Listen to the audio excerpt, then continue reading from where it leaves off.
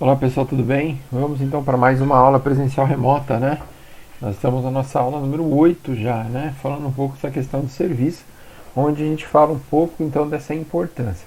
E a gente viu na aula passada, a gente falou um pouco sobre essa questão aí dos tipos de serviço, onde a gente conseguiu analisar todo esse questionamento, né? Relacionado aos serviços tanto para o consumidor como para a empresa. E no finalzinho a gente falou um pouco sobre essa questão do ciclo de vida aí do serviço, né? O ciclo do serviço, beleza? E hoje a gente vai falar um pouco dessa questão da importância, tentar analisar todo esse conceito de compra, pós-compra e etc, tá? Então vamos tentar ver o que a gente tem aí para hoje. E a gente começa sempre essa aula, vamos começar essa aula fazendo já um questionamento, uma pergunta, né? Qual que seria a importância hoje do setor de serviços na nossa economia? Se fosse pensar em economia não só nacional, não só local, mas pensando nessa economia de uma forma global, né? O que a gente tem de importante nesse setor? Primeiro, a gente sabe que esses empregos vão de extremamente profissionais com alto gabarito aí, e esses caras eles têm salários altíssimos, não só nessa questão, né, de exercerem grandes cargos, mas ele faz uma variável aí, né, desde o salário extremamente alto até o salário mínimo aí, um salário mais baixo, depende do prestador de serviço.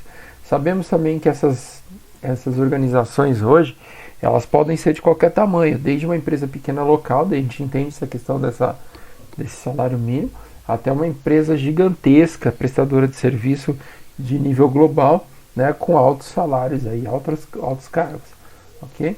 E a gente sabe que a maioria dessas atividades hoje, elas também estão inclusas dentro dessas organizações sem fins lucrativos também e essas organizações governamentais. Então a gente vê que hoje a prestação de serviço ela faz parte de um contexto global. Então ela está saindo desses meios na qual a gente acha tradicional e entrando dentro desses meios que a gente acha não tão tradicionais assim, como um órgão governamental, por exemplo, tá? Onde existe a prestação de serviço aí público, ok? Aí a gente abre essa gama de uma série de fatores, e por que não colocar agora me ocorrendo, né, esse primeiro parágrafo. Então, dentro de uma organização governamental, a gente tem, vamos dizer assim, os salários altos até os salários mais baixos, pensando nela como uma empresa. Então, essa é a importância hoje que gira, vamos dizer assim, todo esse setor econômico na qual nós estamos inseridos. E aí a gente começa a pensar que essa questão de serviço ela vai ser um pouco diferenciada. Ou seja, o marketing de serviços ou essa questão da venda muito implícita, ela vai compreender de três formas, né? Eu tenho tanto externo, interno ou interativo. Então vamos pensar nessa questão externa. A questão externa é o processo normal do marketing. Ou seja, você criou todas essas estratégias como profissional de mercado e automaticamente nesse momento que você cria essas estratégias você vai startar ela para o seu serviço ser conhecido e aí ela entra no processo normal de marketing, né? Incluindo pesquisa, incluindo entender os seus consumidores, incluindo também as ferramentas de comunicação de uma forma aí tradicional, tá? Quando a gente fala a questão do marketing interno, nós pensamos então dentro da questão do endomarketing. Ou seja, eu vou fazer ações de endomarketing para que eu possa deixar os meus funcionários, vamos dizer assim, os meus colaboradores, não só motivados, né? Não só nessa questão de treinamento. E eu acho que aqui a gente tem que pensar de uma forma muito mais ampla, que é fazer com que eles entendam todo esse processo do que está acontecendo dentro do marketing. Lembra, a gente tem uma campanha rodando lá fora. Foi dito aqui nessa questão do marketing externo. Aqui eles vão ter que compreender como isso aqui vai funcionar. Lógico, né? Eu também motivo, eu também faço algumas questões correlacionadas à interação, a treinamento, para deixar esse funcionário um pouco mais interagido, vamos dizer, ou que ele possa interagir com tudo aquilo que está acontecendo dentro da minha empresa. Mas essa questão aí também, eu acredito no marketing interno, perdão, é fazer com que o seu consumidor ele possa adquirir o seu produto antes mesmo dele sair para o consumidor final. É fazer com que ele acredite naquilo que está acontecendo. Okay? E o terceiro é o interativo. Na verdade, aqui a qualidade técnica ela é mais evoluída aqui do que a qualidade funcional. Ou seja, a questão do intelecto ele vem muito mais à tona. A questão de como vai ser prestado, né, vem muito mais à tona do que simplesmente a questão funcional, de como vai ser a operação. Tá? Lógico, a gente tem que tentar entender que isso aqui é uma coisa que vai fazer uma junção, na verdade, né? Eu tenho tanto a parte da criação, mas se ela não for muito bem executada, não existe uma estratégia que dará resultado dentro do mercado. Beleza? Continuando aí, a gente parte para um processo que não adianta você ter várias estratégias, um serviço extremamente correlacionado, se essa questão aqui não acontecer. Então a gente trabalha aqui, ó, algumas etapas dentro do processo de compra, tá? E aqui é focado para a questão do serviço. Então a pré-compra, antes da pessoa adquirir o seu serviço, ela vai tomar uma decisão. Ela necessita realmente desse serviço, ela faz toda essa análise, vê se realmente é isso que ela quer, e aí, dependendo da situação aí, ela tem que tomar uma decisão rápida, beleza? Por exemplo, um serviço rotineiro, a decisão tem que ser rápida, quebrou, por exemplo, o encanamento da sua casa. Você não tem como perder muito tempo em relação a isso, né? Você vai ter que tomar uma decisão rápida em relação a essa questão, ok? Lógico, dentro desse processo de compra, você realmente vai necessitar se você precisa desse serviço, como a gente disse anteriormente. Mas nesse rotineiro, a decisão é rápida, tem que ser no momento. Diferente, talvez, desse eventual de risco, que você vai demorar um pouco a decisão. Por exemplo, você tem que construir sua residência. Você vai se informar, você vai comparar, você vai buscar informação, você vai levantar várias questões correlacionadas a quem está prestando, vai procurar se existe uma garantia ou não, vai ver, né, algum projeto que esse cara concluiu, vai ver se existe uma marca ou não correlacionada a ela. Então a gente trabalha, lógico, acontece essa decisão aí, né, de compra do serviço, você analisa tudo, mas você vai partir de duas formas. Ou você toma uma decisão rápida, que é um serviço rotineiro, ou você toma uma decisão um pouco mais demorada, e eu penso um pouco mais, que é um serviço eventual de risco. Tá? Ainda nessa questão do processo de compra, você vai ter um encontro com essa pessoa. A partir do momento que você pede então esse serviço, alguns fatores vão exercer uma certa influência dentro dessa questão de compra. E a gente vai dividir em algumas etapas aqui. A primeira, vamos pensar, né? Você tem um ambiente de serviço. Aqui a gente tem uma tangibilidade muito presente, porque vai ser aonde vai ser prestado, ok? E aí sim você começa a ter algumas sensações correlacionadas, como o cheiro, como a limpeza do local, se vai ter um barulho ou não, dependendo do que você está comprando, né? Até mesmo se outros clientes estão frequentando o mesmo local. Então a gente tem uma série de atributos aqui para ver se esse ambiente é ou não compatível com aquilo que você está procurando. Segundo aqui, ó, você tem os profissionais de serviço. Você pensar que realmente quem quem interage, né, com você. Quem é o pessoal que está responsável pelo atendimento com seus consumidores? Então a gente começa a entender que quanto mais alto o nível do serviço, quanto mais agregado, vamos colocar aí o valor, tá, maior vai ser a qualificação exigida desse profissional, ok? Então o que a gente diz aqui como dica, né, sempre ficar atento ao processo de seleção, né, ver realmente quem você está contratando, e aí parte talvez para um processo de remuneração que ajudaria muito nesse caso. E aí a gente tem o terceiro item, que são serviços e suportes. Então a gente diz que além das matérias-primas, são equipamentos aqui que vão permitir, na verdade, que quem está na linha de frente consiga executar o seu trabalho, ok? Além de pensar que não é só quem está executando, mas também quem está por trás, ok? Quem está ali ajudando os bastidores para que esse produto chegue até você, esse serviço chegue até você de uma forma coesa. Então o cliente pode tomar uma decisão aqui de compra por um catálogo, por exemplo, ou por um site, né? A gente faz compra online hoje, nessa situação que a gente está vivenciando, essa compra online está muito em evidência. Então não adianta só você comprar, porque além da compra você vai ter uma equipe que vai fazer com que esse produto chegue até você, dentro dessa questão de prestação, ok? E a terceira etapa que a gente tem o processo de pós-compra, que na verdade é um processo de avaliação continuado, né? Você vai mostrar ou vai perguntar se existe ou não ali uma satisfação, uma insatisfação perante seus consumidores, né? Dessa avaliação que você faz, ela pode resultar em futuras compras, né? Então algumas ações que para algumas empresas podem ser pequenas, dependendo como ela é feita, se ela foi feita de uma forma extremamente adequada, ela pode trazer grandes resultados para você, ok? Então aí esses são todos os processos de compra que a gente acabou de ver, tá? Para a gente tentar entender aqui então, nessa questão dos clientes como coprodutores, ou seja, ele vai me ajudar dentro dessa questão aí de participação na produção do serviço. Então a gente vai ter 3 níveis aqui, né? Um nível baixo, médio e um alto, onde o baixo a gente pensa que existem aqui os funcionários e todo o sistema que vai fazer o trabalho para você. Né? Um sistema bancário, por exemplo, ele faz para você tudo, você só vai lá e digita, ok? Segundo, a gente tem um médio. Insumos do cliente são necessários, porque ele vai ajudar você o quê?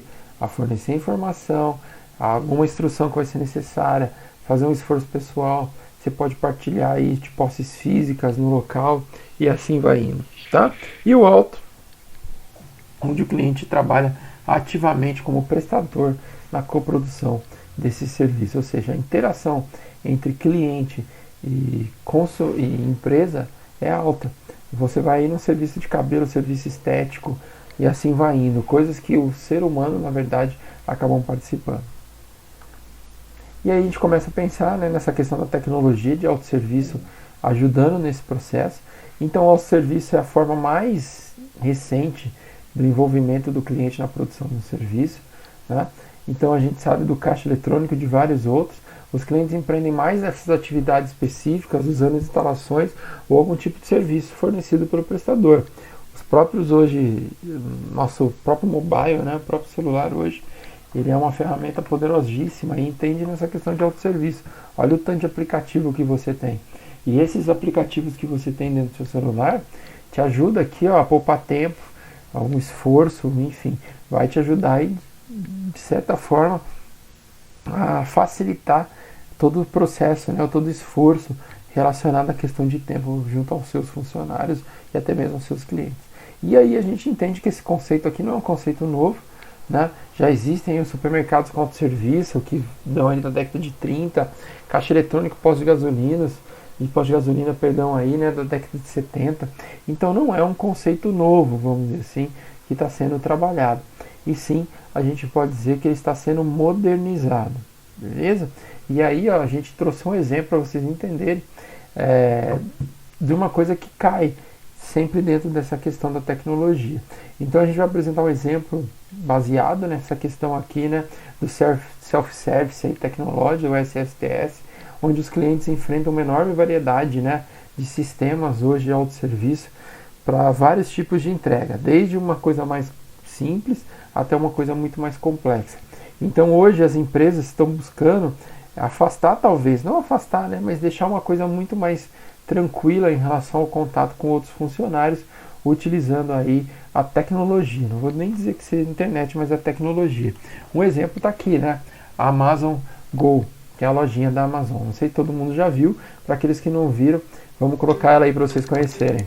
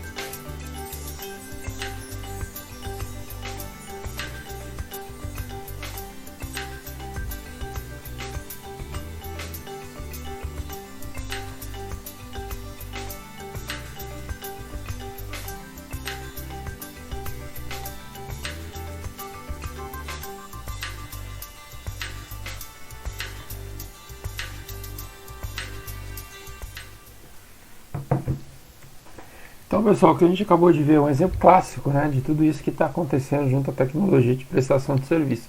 Não sei se todo mundo conhecia aí a Amazon Go, é uma empresa nova, né, ela deve ter ido 2 anos estourando, onde você baixa um aplicativo dentro do seu celular e a partir disso você consegue fazer suas compras normalmente, isso vem debitado aí depois na fatura do seu cartão, ok? E aí a gente começa a entender aqui, ó, essa questão dos seus clientes. Esses clientes, na verdade, gerenciando toda essa questão de tempo junto à produtividade e toda essa questão, na verdade, dele tendo uma participação junto a isso que a gente acabou de ver como os seus funcionários. Então a gente tem, como a gente define uma questão dessa, uma estratégia baseada nesse sistema, a gente tem que entender que a gente deve analisar os papéis dos nossos clientes no negócio e realmente comparar com o ideal de como vai ser gerenciado tudo isso, tá? Você determina também se os clientes sabem como desempenhar o seu papel e vão ser realmente, se eles têm essas necessidades, nessas habilidades necessárias. Pensa sempre no exemplo que a gente acabou de ver. Será que todo mundo se daria bem dentro de uma loja da Amazon? Né? Não sei. É meio complexo, tem gente que não domina a tecnologia. Então a motivação, lógico, sendo o exemplo que a gente viu, vai acontecer, né? Eles vão comprar, vai ter um bom desempenho dentro da loja e lógico, tudo sempre você tem que fazer uma avaliação de como vai estar acontecendo esse papel. Se você conseguir fazer isso aqui, você consegue ter aí o seu cliente de uma forma, de uma atuação como funcionário dentro da sua empresa. E aí a gente tem a questão aqui desses clientes que exercem um mau comportamento, isso aí não é só questão do produto físico, mas também dentro dessa questão da prestação de serviço também. E a gente tem aí clientes inconvenientes, né? O que seria esse cliente inconveniente? É um cliente que age de um modo impensado, extremamente abusivo, que vai causar problemas para sua empresa, seus funcionários e pior de tudo isso, ele vai causar problemas para os outros clientes. Ok? Então, o que devem ser levado em consideração junto a esse cliente conveniente quando você identifica? Cara? O que ele vai fazer para te ajudar, vamos dizer assim, te atrapalhar, nem ajudar, né? Perdão, te atrapalhar. Ele vai desorganizar todo o processo na qual você criou dentro da sua empresa. Ele vai afetar totalmente a qualidade do serviço, porque é um ser humano trabalhando com outro, e ele pode estragar a experiência que você está propondo a outros consumidores. Se você identifica esse cara aqui, ó, o que você vai fazer? Tenta evitar atrair esse cara, né, para dentro da sua empresa. Instituir talvez algum tipo de medida preventiva. Se você começar a perceber que existe esse tipo de cidadão dentro da sua empresa, cara, você deixa um funcionário já pré-estabelecido para que possa atendê-lo de uma forma um pouco diferenciada, levar ele para um outro canto onde ele não tenha contato com outras pessoas e assim vai. Né? Tentar controlar esse comportamento abusivo, né? Tentar tomar as medidas legais contra esses clientes abusivos. Lembrando que você também tem seus direitos preservados, né? Não é só o cliente que sempre tem direito, a gente também tem alguns direitos. E por último aqui, ó, e a empresa nunca deve agir de forma, né, para não alienar outros clientes quando esse tipo de situação acabar acontecendo. Beleza, pessoal? Então a gente viu aqui hoje de uma forma mais aí, talvez diferenciada, essas formas de prestação de serviço, né, ou essa forma que o serviço deve acontecer, desde o processo de compra até essa questão de clientes e assim vai sucessivamente. Para tanto, a gente tem uma atividadezinha, lembrando que essa atividade ela vai ser postada no AVA de vocês, então ainda baseado naquele texto que a gente diz da Universidade Minerva lá, você vai usar a referência dos slides relacionados ao encontro de serviço e você vai desenvolver essas 3 etapas, tá? Vamos voltar lá, então você vai pegar o texto e você vai entrar aqui, ó, nesse processo de compra.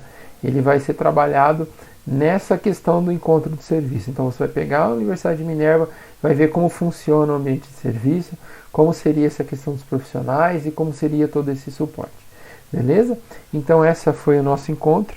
Né? A gente tem uma live no dia de hoje, no primeiro horário às 7 horas. Eu espero encontrar todos vocês lá. Beleza? Um forte abraço e até a próxima.